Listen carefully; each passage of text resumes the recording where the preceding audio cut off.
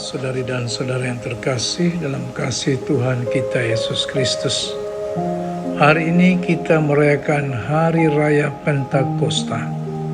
Dan Injil yang kita kutip hari ini dari Injil Yohanes pasal 20 ayat 19 sampai dengan 23. Ibu bapa, saudari dan saudara yang dikasihi Tuhan, sekilas dalam bacaan Injil ini mengejutkan untuk peristiwa Pentakosta.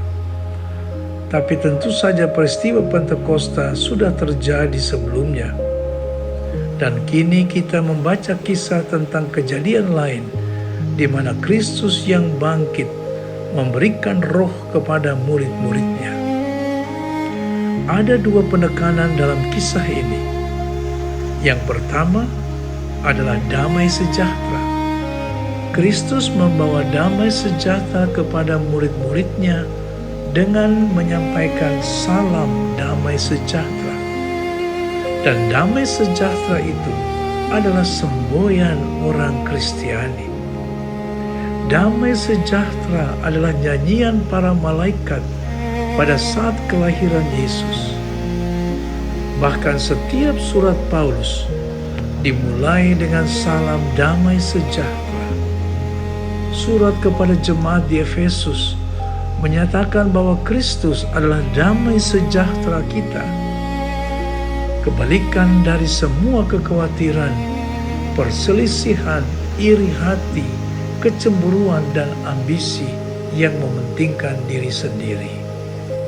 Pergilah dengan damai sejahtera adalah ucapan Yesus kepada mereka yang disembuhkannya dan juga ucapan di akhir misa.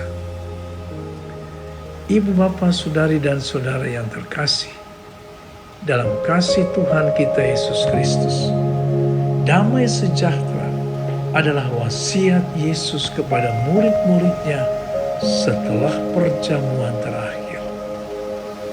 Dan hal yang kedua yang ditekankan adalah pengampunan. Karena Allah selalu dikenal sebagai Allah yang penuh belas kasihan dan pengampunan. Seperti yang ditujukan Yesus melalui pendekatannya yang terus-menerus kepada orang yang berdosa. Tetapi mari kita ingat, doa Bapa kami menunjukkan bahwa jika kita sendiri tidak mengampuni, kita juga menghalangi pengampunan Allah kepada diri kita sendiri.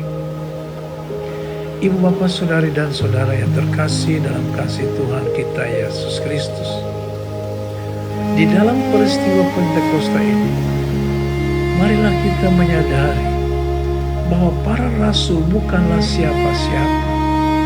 Mereka hanya orang-orang kecil dan sederhana. Namun berkat mereka, pewartaan kabar baik berkembang dengan pesat, menjangkau tempat-tempat yang jauh, dan akhirnya banyak orang yang membuka hatinya bagi Yesus. Mereka tergerak untuk mengikuti jejaknya dan menjadi murid-muridnya.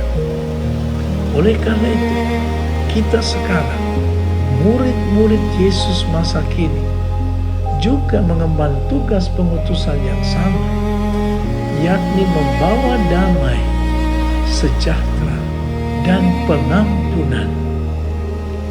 Mungkin kita tidak mampu berkhotbah, mungkin kita tidak bisa tampil di hadapan orang banyak untuk berbicara panjang lebar, tetapi itu bukan masalah. Kita dipanggil untuk menjadi saksi Kristus sesuai dengan kemampuan dan situasi hidup kita masing-masing.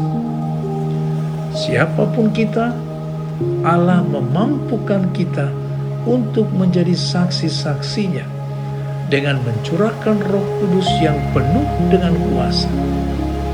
Semoga kita menyadari dengan baik kehadiran Roh Kudus dalam diri kita, sehingga pewartaan Injil yang kita lakukan, apapun bentuknya dan bagaimanapun caranya, dapat diterima dan meresap dalam hati orang-orang yang kita sapa. Amin. Selamat merayakan pesta Pentakosta.